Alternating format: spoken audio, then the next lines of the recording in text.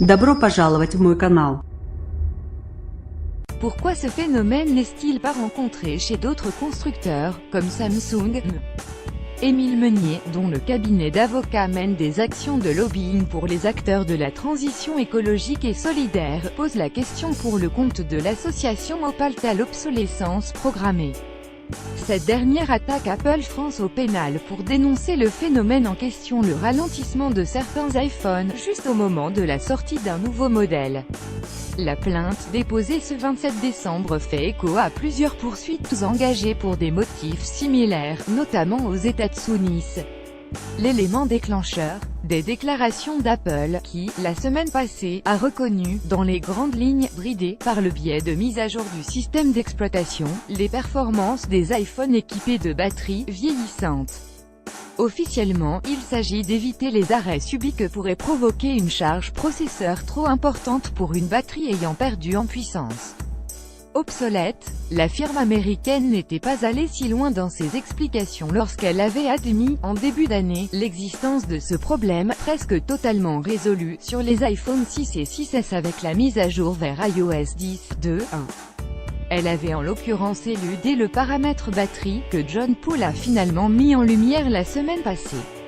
En réaction à des discussions sur les forums Reddit, l'intéressé a compilé des tests réalisés avec Geekbench, l'outil d'évaluation de performance qu'édite sa société Primat Labs. Il a pu constater, sur la base de plusieurs milliers de ces tests, que les performances avaient effectivement tendance à chuter sur les anciens modèles d'iPhone. Il en a surtout conclu que les variations ne dépendaient probablement pas que de l'état de la batterie, mais aussi de la version du système d'exploitation. C'est dans ce contexte que Hop cible l'ensemble des modèles dont Apple fait mention dans ses aveux, les iPhone 6, 6S, SE et 7. Les trois premiers sont concernés depuis l'an dernier. Le plus récent l'est depuis la mise à disposition de 6 ans OS 11.2, début décembre. Déjà à l'origine d'un dossier en cours d'instruction contre plusieurs fabricants d'imprimantes, l'association en réfère à la « Loi royale » du 17 août 2015, relative à la transition énergétique pour la croissance verte. Le texte a introduit, dans le droit français, le délit d'obsolescence programmée, en la définissant, dans le Code de la consommation, comme l'ensemble des techniques par lesquelles un metteur sur le marché vise à réduire délibérément la durée de vie d'un produit pour en augmenter le taux de remplacement.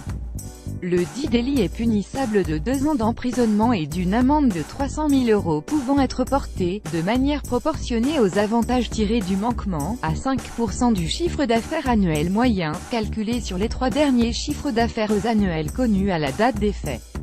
Stratégie pub et télécouleur appelant que l'Association internationale de consommateurs Sumofus a réuni l'an dernier près de 340 000 signataires pour sa pétition dénonçant le fait qu'Apple sabote ses appareils avec des mises à jour qui les ralentissent. Hop estime que les pratiques d'Apple répondent à la définition de l'obsolescence programmée. Premier point, les techniques. Ce sont, dans le raisonnement de l'association, les mises à jour de 6 ans OS, que les clients sont, fortement incités à accepter en pratique.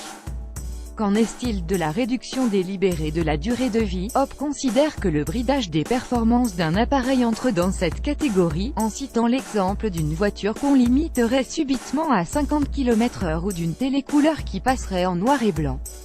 Quant à augmenter le taux de remplacement, les mises à jour pointées du doigt sont proposées au moment où sort un nouveau téléphone dont la mise sur le marché s'assortit d'une stratégie publicitaire qui contribue à inciter le possesseur d'un iPhone ralenti à se doter d'un appareil iPhone plus récent. Hop va plus loin, contestant les explications même d'Apple, ainsi que son « silence qui ne fut brisé qu'à la suite d'une déferlante de plaintes au niveau mondial ».